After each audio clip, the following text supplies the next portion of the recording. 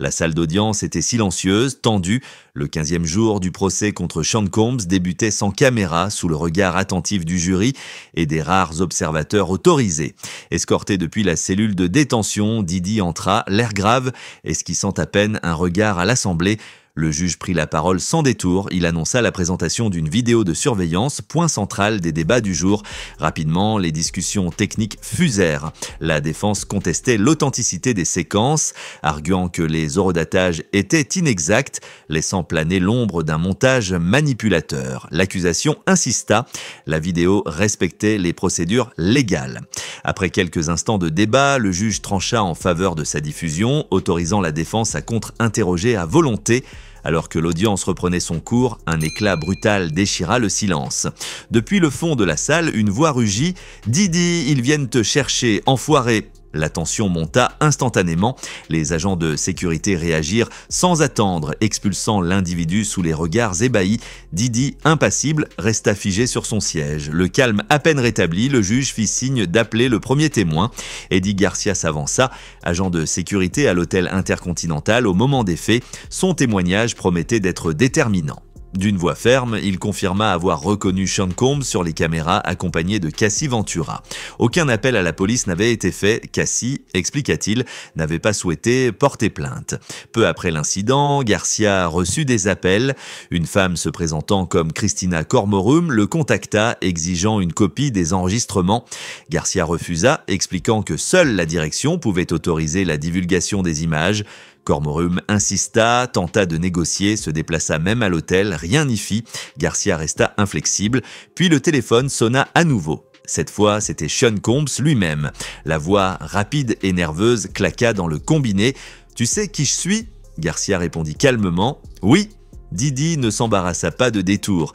Il expliqua qu'il était ivre ce soir-là, qu'il ne se souvenait plus de tout et qu'il avait besoin de récupérer la vidéo.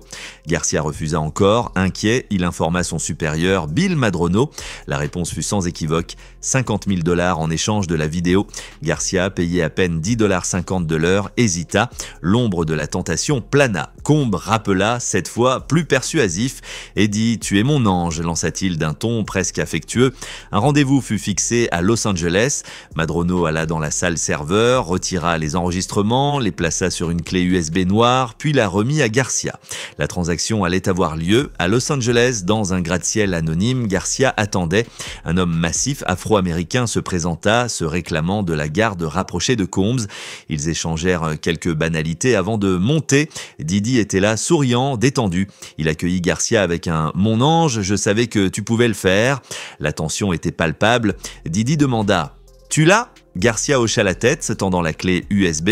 Combs la prit, sortit brièvement, puis revint. « C'est la seule copie, hein, rien dans le cloud ?» Garcia confirma. Didi, pour s'assurer, appela Cassie en visioconférence. Vêtue d'un hoodie, elle apparut à l'écran silencieuse. Didi exigea ensuite les pièces d'identité de tous ceux ayant eu accès à la vidéo. Garcia Madrono, un certain agent, fleurait. Pour sceller leur silence, il présenta un accord de confidentialité. Sans même le lire, tremblant, Garcia signa l'amende en cas de violation, 1 million $. Combs n'avait pas fini. Il sortit des liasses de billets, les passa dans un compteur, 10 000, 20 000, jusqu'à atteindre 100 000 $. 50 000 pour Garcia, 50 000 pour ses complices. L'argent remis dans un sac en papier brun fut glissé à Garcia.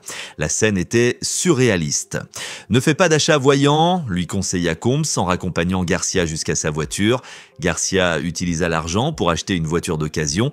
Il effaça tous les messages liés à l'affaire, tenta de disparaître, mais la vidéo réapparut dans les médias. Paniqué, il comprit que le secret était éventé. Contacté par les autorités, Garcia refusa d'abord de coopérer. Ce n'est qu'après avoir consulté un avocat qu'il accepta de témoigner. La défense tenta de l'ébranler. Oui, Garcia avait plus tard sollicité Didi via Instagram pour obtenir du travail. Oui, il avait reçu bien plus que son salaire habituel. Mais un détail conforta son témoignage. L'accord de confidentialité signé n'interdisait pas de dire la vérité sous serment.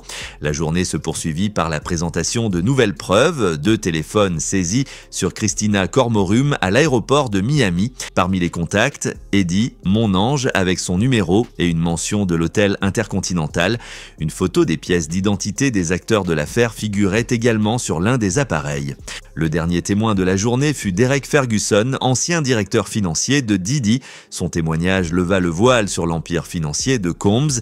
Diddy possédait la totalité de ses sociétés, Bad Boy Records, Bad Boy Films, et gérait ses affaires via des structures complexes.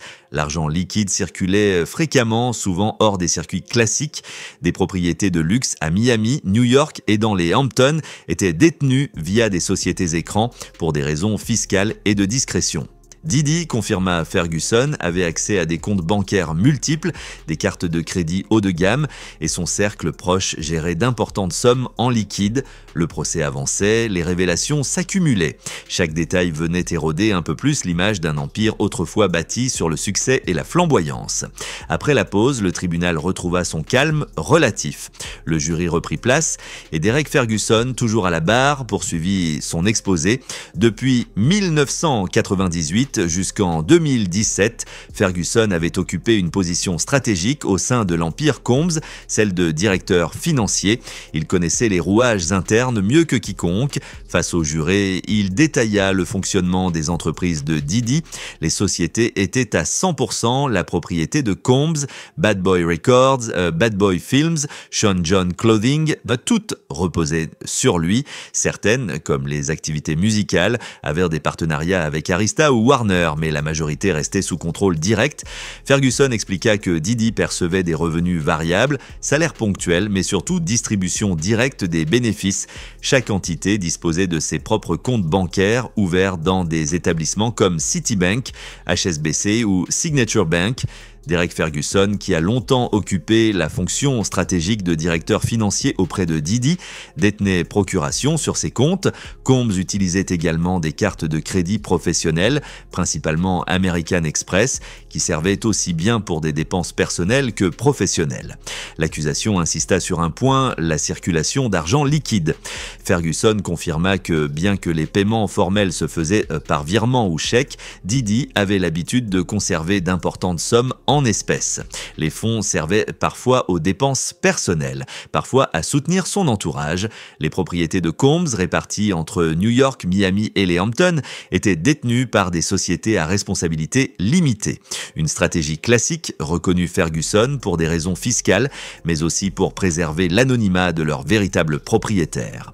Interrogé sur la gestion des finances personnelles de Diddy, Ferguson précisa qu'il établissait des budgets annuels, gérait les flux entrants et sortants et supervisait également les aides financières apportées à certaines personnes gravitant autour de l'artiste. Lorsque la question de la gestion des espèces entre les mains du personnel de sécurité fut posée, Ferguson parut hésitant. Il déclara ne pas avoir été au courant de tels arrangements, une réponse qui suscita quelques regards échangés parmi les jurés. La séance toucha à sa fin. Avant de lever l'audience, le juge indiqua que le lendemain serait consacré à la poursuite du contre-interrogatoire de Jane Doe, dont le témoignage était attendu avec impatience dans la salle. La tension restait palpable. Les révélations de la journée ont ajouté de nouvelles fissures à l'image publique de Diddy. Le procès, loin de faiblir, semble entrer dans une phase encore plus critique. Merci d'avoir regardé la vidéo jusqu'au bout. Surtout, n'oubliez pas de la liker et de partager autour de vous pour nous encourager. À la prochaine!